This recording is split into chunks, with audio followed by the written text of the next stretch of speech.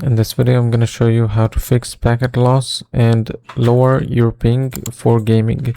So the first thing you want to do is go here to set it to control panel. Go to network and internet, network and sharing. Click on your internet, properties. Click here and then properties. Here you'll tap 888888844. Click OK. Click OK. Then close this down.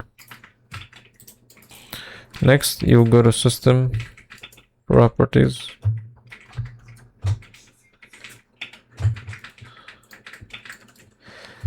Click here.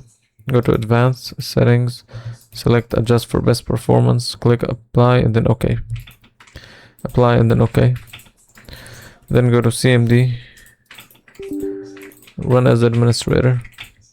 And here you'll type ipconfig / renew and then press enter. And then ipconfig flush DNS. Then once you write this down, you can just close it down, restart your computer, and you're good.